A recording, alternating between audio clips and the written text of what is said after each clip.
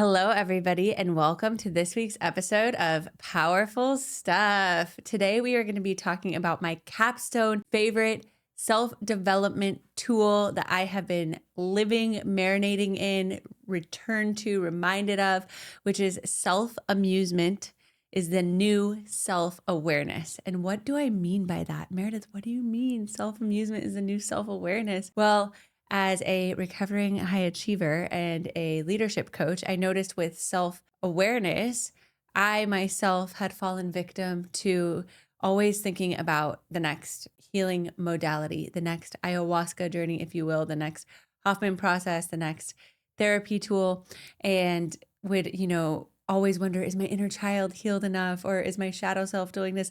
Well, these are all great tools and I fucking love them and I use them with my clients all the time. I realized it's a yes, and the secret sauce on top of that is actually having fun and being a little playful, being a little cheeky with our self-development. It doesn't always have to be so serious. One of my favorite quotes, in fact, is it is our responsibilities, not ourselves, that we should take seriously.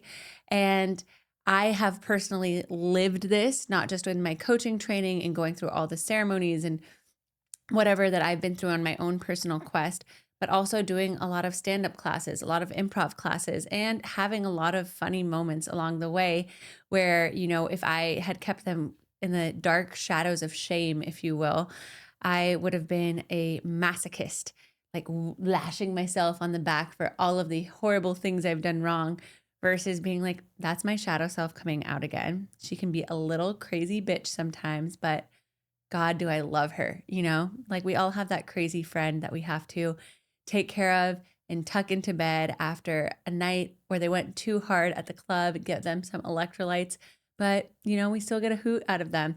And that's kind of what self-amusement as the new self-awareness is. It's actually an advanced spiritual practice. And I'm going to help guide you guys through it today with some of my favorite tools through a series of my own anecdotes. I actually ran my keynote speech, if you will, last night at She Speaks at an open mic, because I've been doing all of this as it is with powerful stuff, right?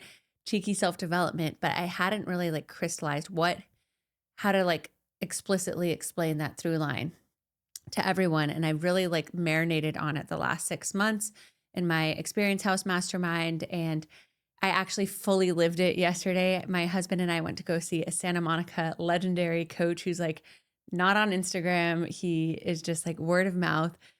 Shout out Peter. And, we were talking about some of our patterns and our worries going into parenthood. And I was like, I'm worried that if, Spencer doesn't show up for me during the birth, and then that'll represent this time in the past. And Peter's like, look at him. He's an idiot.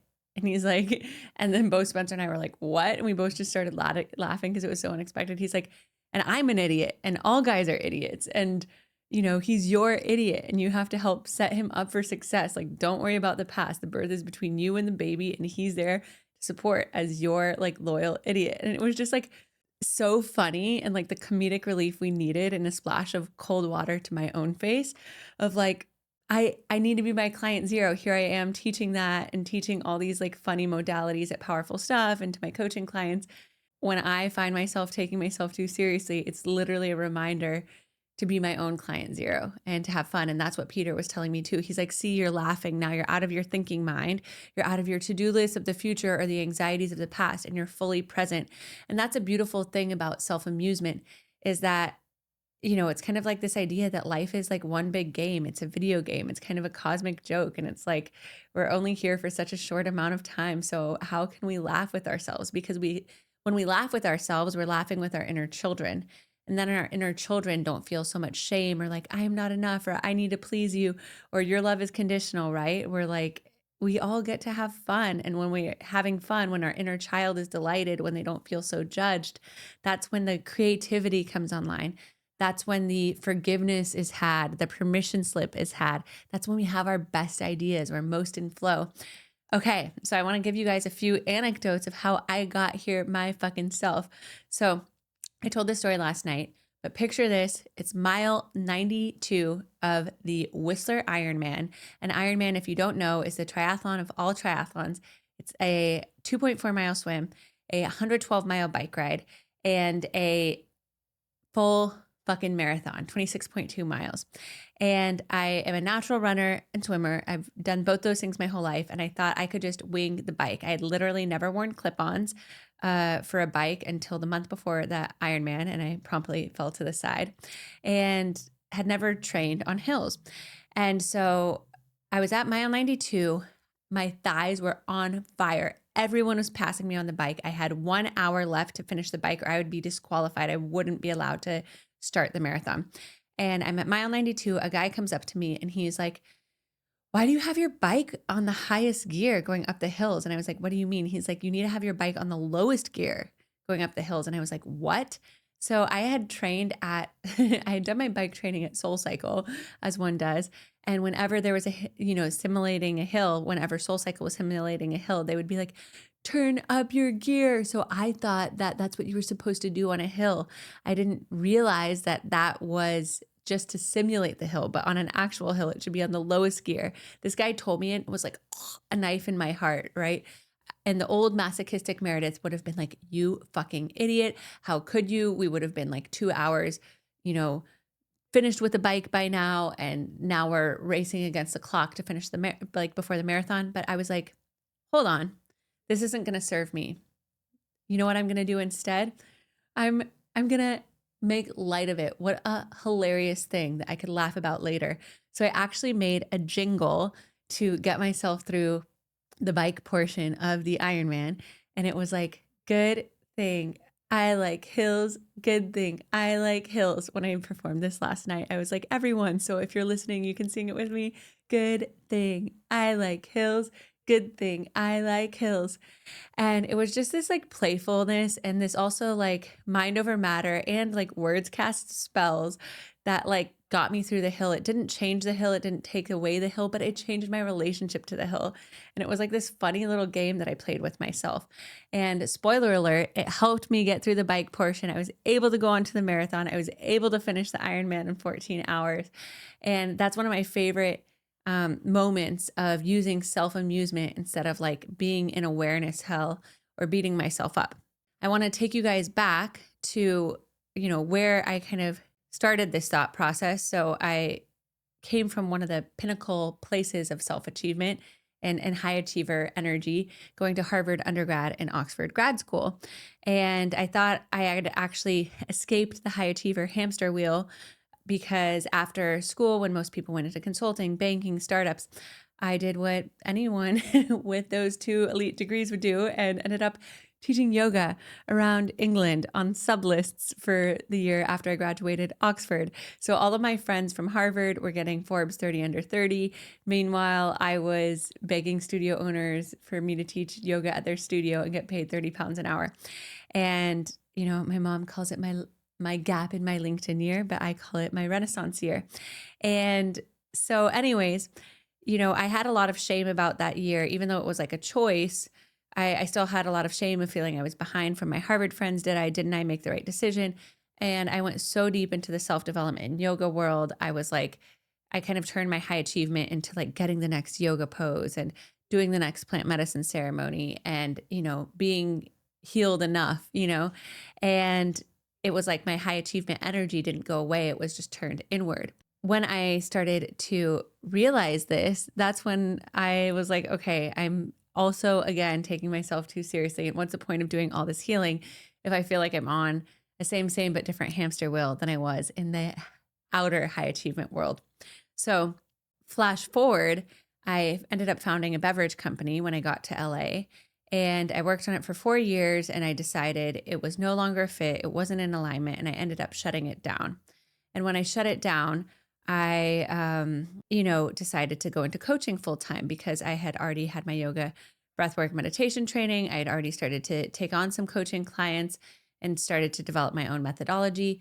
But then I noticed this imposter syndrome flaring up again, as the imposter syndrome always does. But it's not a bad sign. It just means you're about to be stretched and ready to grow. I like to say if you aren't experiencing imposter syndrome, it means that you're not growing. So I like to celebrate it when it shows up.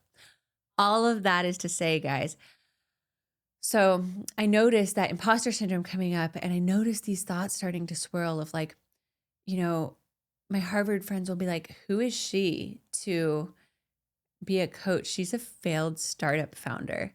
And that kind of really weighed on me. I almost felt like embarrassed to do that, which is so funny because it's like leadership and life coaching. So it's like I'm supposed to be helping people find confidence, and yet I'm allowing these insecurities to kind of take the driver's seat in my mind. And then I remembered this self-amusement tool about not taking it so seriously, bringing it to light. If we keep it in the shadows and we don't say it, we punish ourselves internally, we punish our inner child internally, it can become so loud and paralyzing. So I actually brought it to light. And when I made my announcement to become a coach, to open my coaching practice to the world, I made an Instagram post, and I actually made that the very first line of the Instagram post, which was, who is she to become a coach? She's a failed startup founder. And the hilarious and ironic thing about this is when you own your shame, it becomes your superpower, because lo and behold, my first clients were my Harvard friends who were Forbes 30 under 30, who I was so afraid would judge me. And it turns out that they were seeking that permission internally to be as free or creatively expressed that I had given myself, right?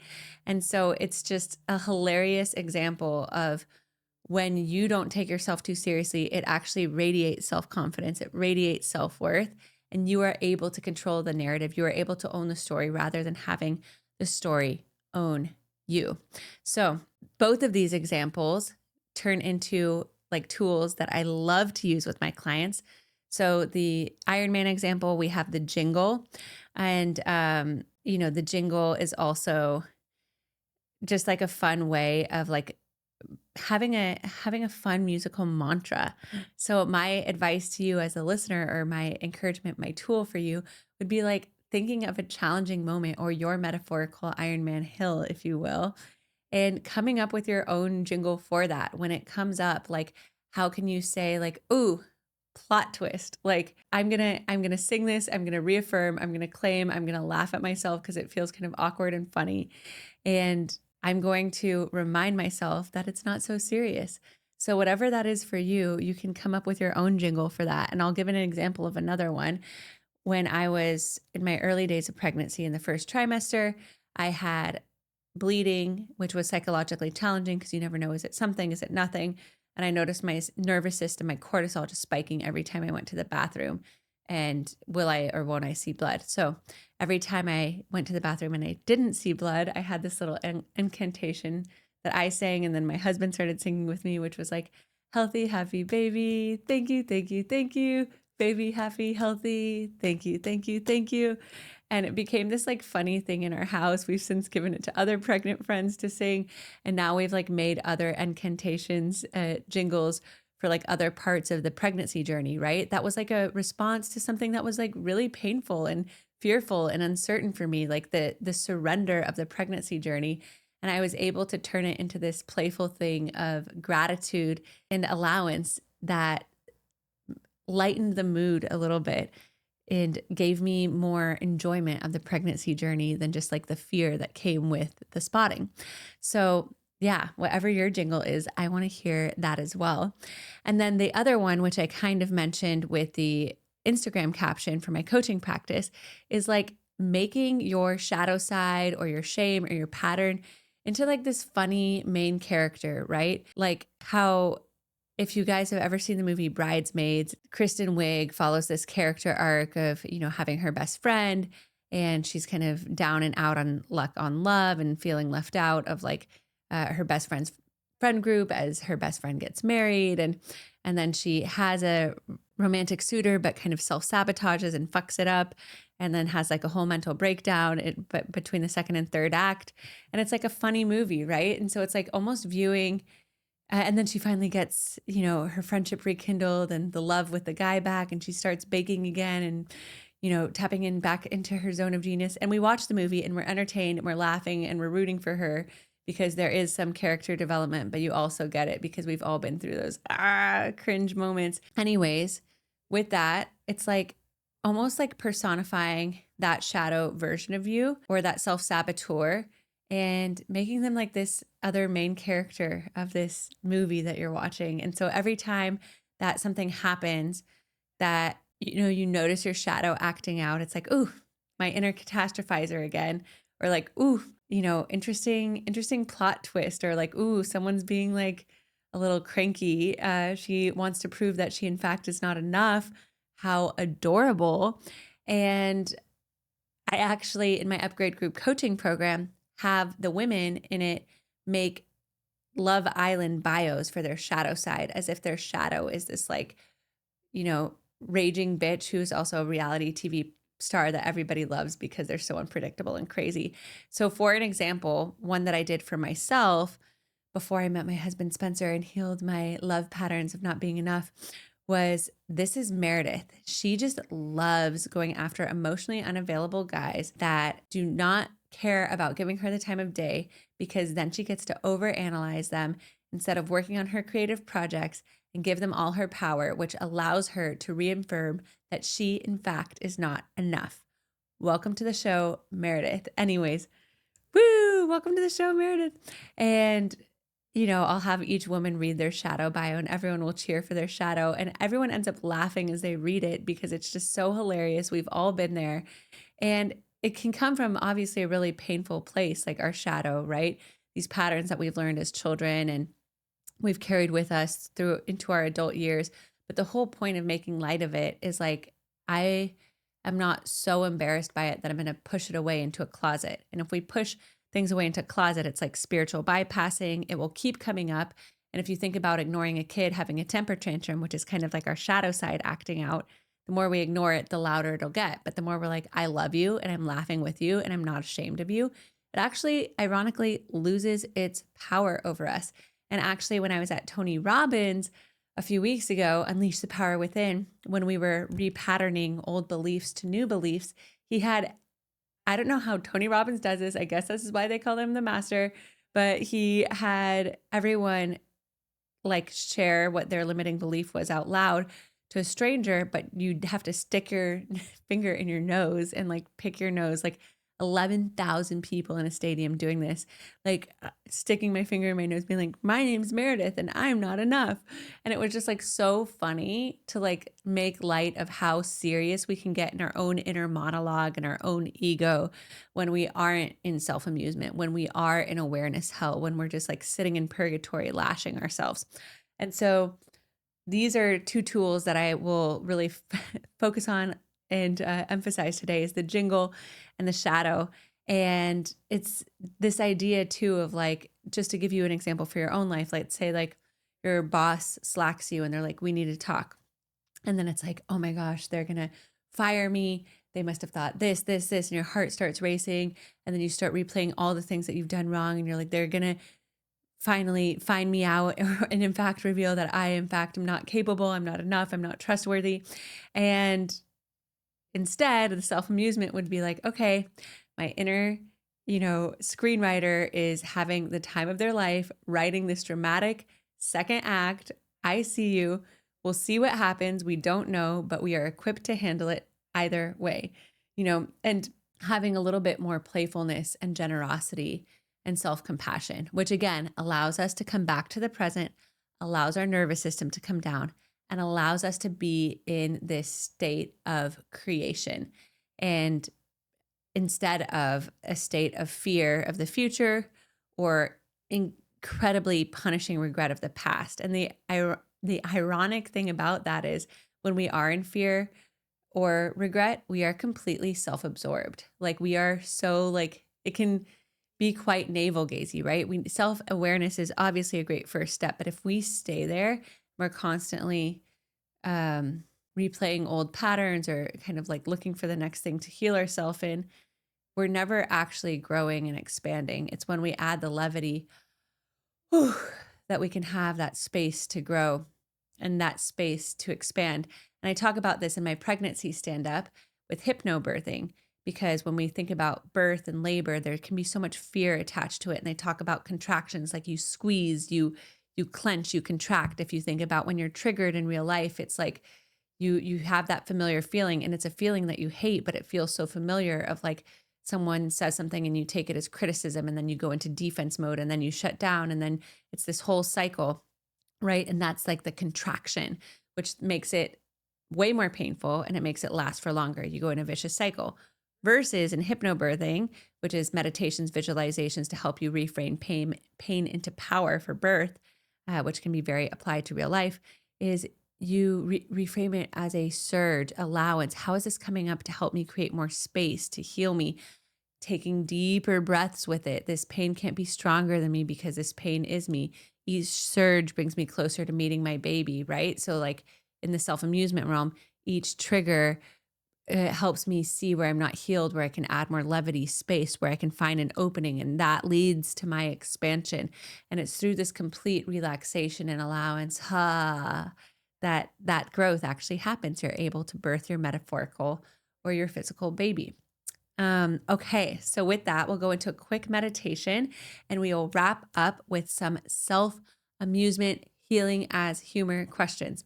So for your journaling, for your expansion, for whatever it may be that you are moving through and that you are ready to get your black belt in spiritual enlightenment by being able to remove yourself from yourself and have a little cheeky laugh about it. Okay, all of that's to say, we'll close our eyes, take a deep breath in, exhale, let it go. Another deep breath in, exhale, release. And third and deepest breath in. Exhale, sigh it out. Now go ahead and imagine that you are back in this recent cringe experience, or maybe it's a cringe experience from the past that just feels seared in your brain. Go ahead and allow yourself to relive it.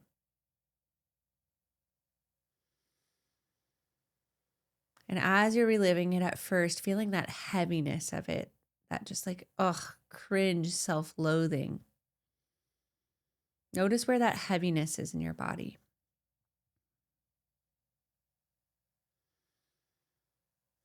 Then imagine within this feeling, you are telling the story of this cringe moment on stage to all your friends, enemies, past crushes,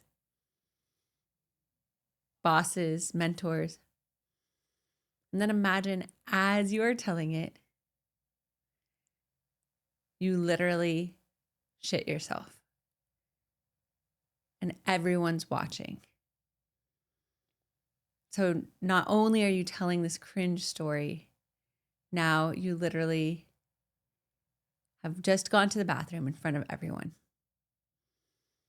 And you are completely bare, and there is literally no cringe left to not be had because it is all laid out there, smelly on that stage. And just taking a few moments to really breathe and smell that shit, metaphorically, literally, that you have just created. And be like, well, this is rock bottom. There is no further bottom than this. And almost allow a freedom as you start to breathe in that very cosmic and poignant truth. And then as you're breathing it in, you're feeling relaxed, something miraculous happens.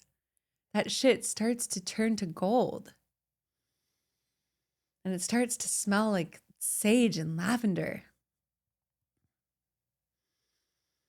Because this horribly embarrassing moment that you were just telling, now you've turned into a book. And it's a memoir, and it's your bestseller. People really relate and they resonate with your vulnerability of how you had that cringe story and you shit yourself on stage. Now it is a best-selling New York Times book, and you are traveling around the world, giving autographs, laughing with people of the absurdity of life. And how funny it was that you took yourself so seriously in that moment, but now you have this deep learning. And as you're signing those books, starting to feel this lightness come over you, this levity of why that cringe moment had to happen, because now it has made you a multimillionaire. And so many people around the world resonate with you. And as you're signing that book, your next book stop, your 6-year-old self comes up to you And they tell you how proud they are of you and how relieved they are because that was such a heavy burden for them to carry too. The weight of that cringeness. And they're so glad you both can laugh about it together.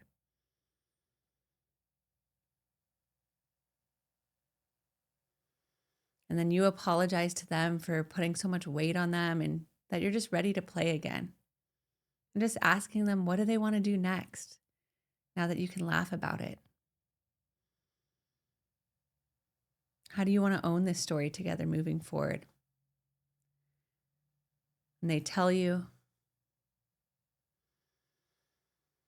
and you high five, and you hug, and then you both go off together to go to an NSYNC concert, relive your childhood glory, and life feels good. Go ahead and breathe in the excitement, the relief, and exhale, let it go. And another breath in. And exhale, letting it out, slowly coming back into the space when you're ready. Wow, I can't wait to read your memoir of how you turned cringe into gold, your shame into your superpower. And the TLDR of this, guys, and I'm reminding myself of this as I go into birth, as I go into motherhood, two things that are very completely unpredictable, is that self-awareness is incredible, right? Therapy is incredible. Plant medicine ceremonies are incredible. But it's just not to kind of stay in this continual spiral of what more do I need to heal? What more do I need to heal? And what more do I need to heal? Because that is our high achiever disguised in sheep's clothing. And our key is like, okay, I have the awareness and now I have the compassion. If those old stories come up again, it doesn't mean they're true. It just means my inner child needs a little reassurance. Okay, let it out, cry it out. What do you need? Where do we go from here?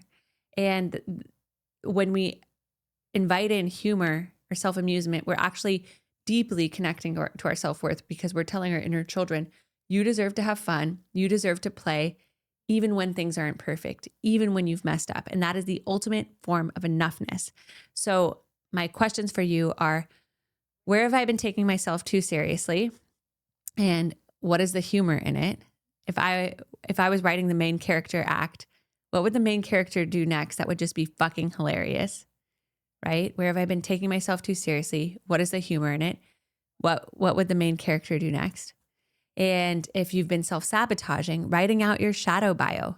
Who is your shadow on Love Island? You can even put it into ChatGPT and ask ChatGPT to help it roast you.